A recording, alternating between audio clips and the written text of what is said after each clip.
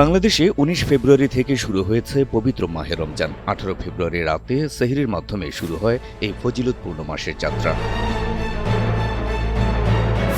এবার ঈদুল ফিতরের মোট ৫ দিন সরকারি ছুটি নির্ধারণ করেছে সরকার। সরকারি ছুটির তালিকা অনুযায়ী চাঁদ দেখা সাপেক্ষে আগামী ২১ মার্চ শনিবার ঈদুল ফিতর উদযাপিত হতে পারে। সেই হিসেবে আগামী ১৯ মার্চ বৃহস্পতিবার থেকে ২৩ মার্চ সোমবার পর্যন্ত এই ৫ দিন ঈদের ছুটি থাকবে।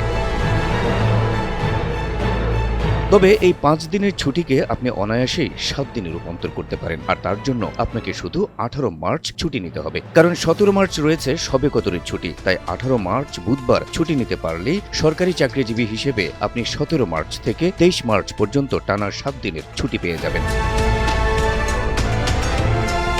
৭ দিনের ছুটিতেও যদি কারো মন না ভরে থাকে, তবে তাদের জন্য রয়েছে ১০ দিনের ছুটির আরেকটি সুযোগ, আর তার জন্য আপনাকে একটু বেশি কৌশলী হতে হবে। ঈদুল ফিতরের পরপরই ২৬ মার্চ বৃহস্পতিবার রয়েছে স্বাধীনতা দিবসের ছুটি, আর ২৭, ২৮ শুক্র ও শনিবার এমনিতেই সাপ্তাহিক ছুটি। তাই কেউ যদি আগের ছুটিগুলোর সাথে ঈদুল ফিতরের পর ২৪ ও ২৫ মার্চ ২ দিনের নৈমিত্তিক ছুটি নিতে পারেন, তাহলেই ১৯ ফেব্রুয়ারি থেকে ২৮ ফেব্রুয়ারি পর্যন্ত টানা ১০ দিন হয়ে যাবে একান্তই আপনার ছুটির দিন।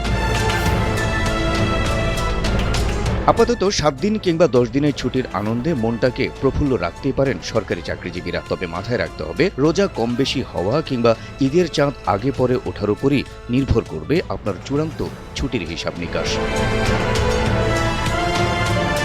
Habib Rasel, NTV online.